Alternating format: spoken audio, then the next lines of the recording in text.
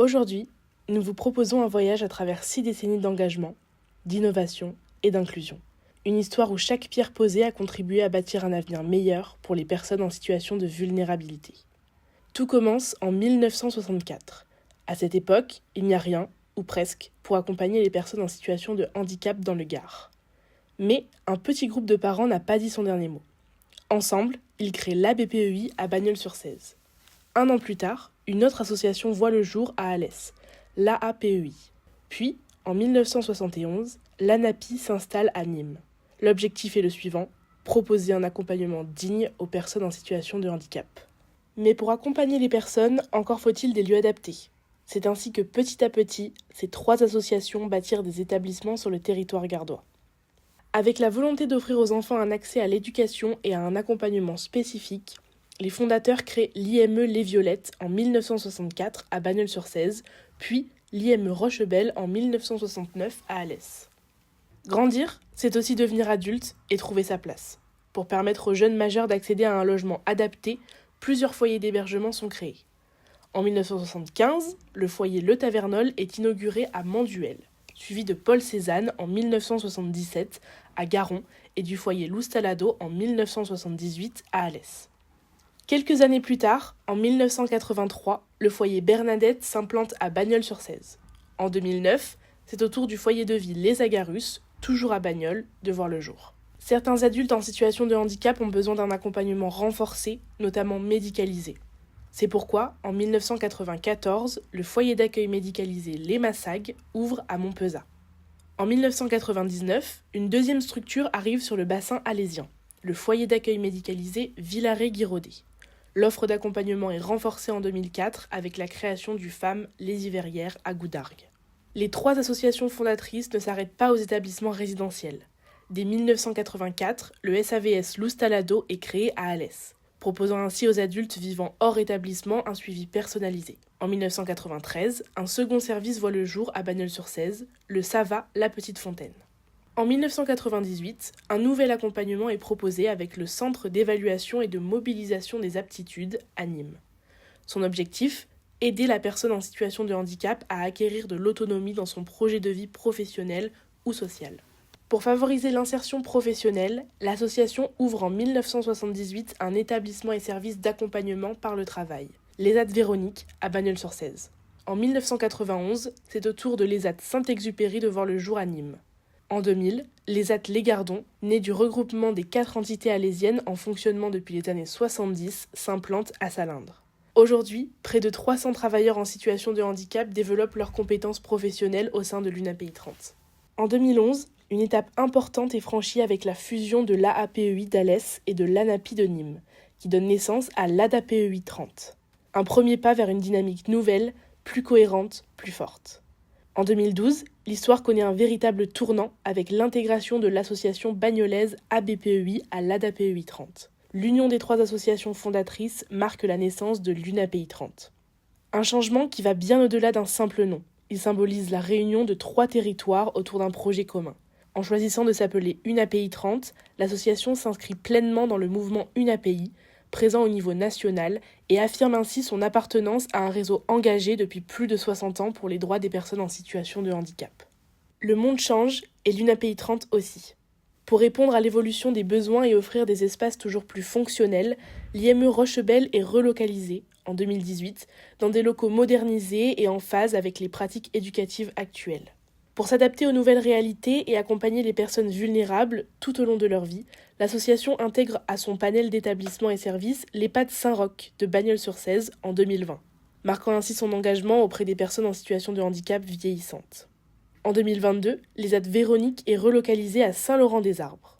Une nouvelle situation géographique pour bâtir un établissement favorisant l'inclusion professionnelle grâce au développement de nouveaux ateliers.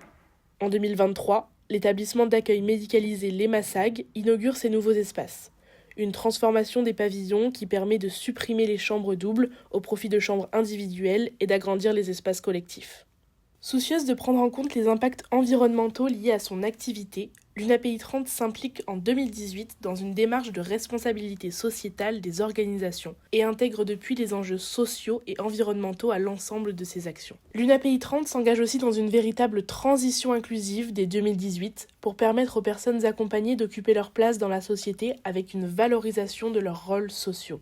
L'association déploie alors une méthodologie pour que l'inclusion ne soit plus transitoire, mais devienne la ligne de mire de tout accompagnement. Parmi les projets nés de ce changement de paradigme, on retrouve 16 attitudes, un dispositif fondé sur le principe suivant: toute personne en situation de handicap a le droit de vivre, si elle le souhaite, dans son propre logement. 16 attitudes, c'est bien plus qu'un site, c'est un modèle d'accompagnement respectueux des choix de vie et un véritable levier pour transformer la société. Toujours avec la volonté de proposer un accompagnement pour tous, l'UNAPI 30 crée son pôle de compétences et de prestations externalisées, une équipe mobile intervenant directement auprès des personnes sans solution. En 2022, l'association franchit une étape supplémentaire avec la création d'une unité d'enseignement en maternelle autisme à Boissé et Gaujac. Une classe implantée dans une école maternelle ordinaire permettant à de jeunes enfants autistes d'évoluer dans un environnement scolaire public. L'UNAPI 30 déploie également une équipe mobile d'appui à la scolarisation destinée à accompagner le personnel de l'éducation nationale confronté à des situations complexes dans leur classe. En 2024, l'association bénéficie d'une extension de 20 places pour son CESAD, dont 10 dédiées aux jeunes de 0 à 6 ans. Une opportunité d'accompagner les enfants dès le plus jeune âge. L'UNAPI 30 s'attache aussi à la transition vers le secteur adulte avec la création du service Tremplin, un service agissant pour fluidifier le parcours des jeunes vers la vie adulte. Mais l'inclusion ne se construit pas de manière isolée. Tout seul, on va vite, ensemble, on va plus loin. Et c'est dans cet esprit que l'UNAPI 30 s'associe à d'autres acteurs pour développer de nouveaux projets. En 2021, la marque unique voit le jour, fruit d'un partenariat entre les ESAT de l'UNAPI 30 et de l'UNAPI 34. Son objectif, valoriser le savoir-faire des travailleurs d'ESAT et mettre l'accent sur les compétences et non plus sur la situation de la personne. 2 ans plus tard, l'UNAPI 30 s'associe à l'APSH 30 pour déployer la communauté 360 sur le département. Un numéro vert mis en service pour apporter des solutions concrètes aux familles et aux personnes accompagnées, en rassemblant tous les acteurs du médico-social autour d'un même objectif, simplifier les démarches et fluidifier les accompagnements. Et l'innovation continue. En 2024, le dispositif d'assistance au projet de vie voit le jour, un service de proximité qui agit en soutien des personnes en situation de handicap et des proches aidants dans la réalisation de leur projet de vie. Une initiative coportée avec les associations Cigalière et APSH 30. Avec Amael, l'UNAPI 30 construit le projet d'habitat inclusif Le Pas de Côté, un lieu reposant sur la pérédance et le partage qui accueillera ALS, personnes âgées, personnes en situation de handicap, voisins solidaires et une crèche. Pour améliorer l'accès aux soins des personnes vivant avec un handicap, l'UNAPI 30 établit un partenariat avec le groupement hospitalier de territoire. Les 2 entités s'engagent à lutter contre les inégalités et à construire un système de santé inclusif. L'ADRH et l'UNAPI 30 unissent leurs expertises au service de l'inclusion professionnelle. Ensemble, elles créent des passerelles concrètes entre le monde du handicap et celui de l'emploi, au bénéfice des personnes accompagnées, des entreprises et de la société dans son ensemble. Avec la volonté de garantir un égal accès aux droits et à la sécurité pour tous, l'UNAPI 30 signe une convention d'accessibilité avec les forces de l'ordre, police et gendarmerie. Tout récemment, et pour faire face à des sujets complexes, l'UNAPI 30 a ouvert son comité éthique, un espace d'échange pour contribuer à la réflexion et au suivi des questions éthiques liées à l'accompagnement des personnes. Et pour rester dans une dynamique de co-construction, des citoyens du milieu ordinaire rejoindront cette instance. Depuis les années 60, l'UNAPI 30 n'a cessé de mobiliser son territoire autour de moments de partage, de solidarité et d'engagement. Ces événements ne sont pas de simples rendez-vous dans le calendrier, ils sont devenus des piliers de la vie associative. L'opération Brioche, lancée dès le début de l'association, est rapidement devenue un événement emblématique. Au-delà de la gourmandise, c'est un véritable acte de générosité qui permet de soutenir des projets en faveur des personnes vulnérables. Parmi les temps forts associatifs, la FERAD UNAPI 30 a eu lieu de nombreuses années, devenant un rendez-vous à ne pas manquer pour de nombreuses personnes accompagnées et leurs familles. En 2019, l'UNAPI 30 a créé la Rando, une randonnée inclusive rassemblant des marcheurs de tout horizon pour un moment convivial où le sport devient un vecteur d'inclusion. En 2018, le dîner de gala incarne un autre temps fort, une soirée caritative organisée grâce au soutien de chefs étoilés, Jérôme Nutil en 2018, puis Michel Kayser jusqu'à aujourd'hui. Et bien sûr, les lotos, Présents depuis les années 60, des rendez-vous intergénérationnels rassemblant chaque année des centaines de participants, ravis de conjuguer esprit de jeu et engagement solidaire. L'association peut aussi compter sur le soutien de partenaires gardois qui choisissent d'associer l'UNAPI 30 à leurs événements pour qu'elles deviennent bénéficiaires des dons qu'ils collectent. Parmi eux, le Macadam Club Nîmois, organisateur du semi-marathon de Nîmes, le Lions Club, la Manade Thierry Félix, le Crédit Agricole, l'enseigne de supermarché Cora, la zone de Grézan et son Grézantour, l'association Amous Solidarité et le groupe Arcade Vive.